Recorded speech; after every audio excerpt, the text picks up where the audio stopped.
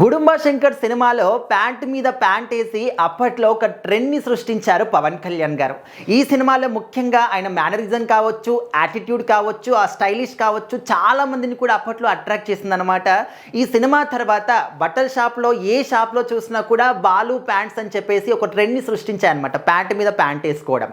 So మరి పవన్ కళ్యాణ్ గారి కెరీర్లో కొన్ని సినిమాలు అనేవి ఆయన అంటే చాలా ప్రతి ఒక్కరు కూడా గుర్తుంచుకునే విధంగా ఆయన కెరీర్ని ఒక టర్నింగ్ పాయింట్ లాగా చేసిన సినిమాలు ఉన్నాయన్నమాట. అందులో ఒకటి గుడుంబ శంకర్ కూడా.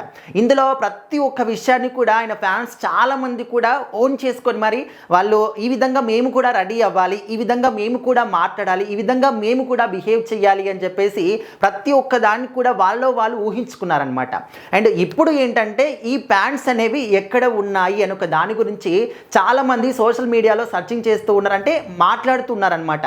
అప్పట్లో ఒక ట్రెండ్ సృష్టించాయి కదా బాలు ప్యాంట్స్, ఇప్పుడు అవి ఎక్కడ ఉన్నాయి, ఆయన సినిమాలో వేసినటువంటి ప్యాంట్స్ ఎక్కడ ఉన్నాయి ముఖ్యంగా అని చెప్పేసి కొంతమంది మాట్లాడుతూ ఉన్నారు.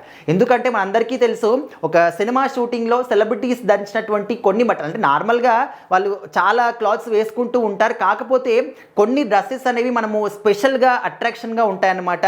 లైక్ అరుంధతి సినిమాలో అనుష్క గారు డ్యాన్స్ చేసినప్పుడు వేసినటువంటి ఆ డ్రెస్ కావచ్చు. సో ఈ విధంగా కొన్ని యూనిక్ డిజైన్స్ ఉంటాయన్నమాట. సో అందులో ఒకటి గుడుంబ శంకర్లో పవన్ కళ్యాణ్ గారు వేసినటువంటి ఈ ప్యాంట్స్ కూడా అవి ఎక్కడ ఉన్నాయి ఇప్పుడు అనే విధంగా మాట్లాడుకుంటే ఆయన ప్యాంట్స్ అన్నిటినీ కూడా ఒకరికి గిఫ్ట్గా ఇచ్చాడనమాట. తను ఎవరో కాదు, సాయి దుర్గ తేజ్ అనమాట, తనకి గిఫ్ట్గా ఇచ్చాడు. సో ఆ ప్యాంట్స్ని సాయి దుర్గ తేజ్ గారు కూడా ఒక సినిమాలో వేస్తున్నారనమాట. కాకపోతే ఆ సినిమా అనేది అనుకున్న రేంజ్లో రాలేదు, డిజాస్టర్ అయింది కాబట్టి ఎవరికి కూడా ఎంతగా తెలియలేదనమాట.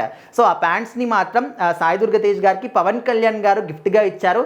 ఆయన మాత్రం వాటిని చాలా జాగ్రత్తగా దాచుకున్నాడు. స్టిల్ ఇప్పటికి కూడా అదే విధంగా అవి ఉన్నాయి అని చెప్పేసి అయితే ఒక వార్త బయటకు వచ్చింది. సో మరి మీలో ఎంతమందికి ఈ ప్యాంట్స్ గుర్తున్నాయి, అప్పట్లో ఎంతమంది ఈ ప్యాంట్స్ని వాడారు, ఖచ్చితంగా కామెంట్ చేయండి.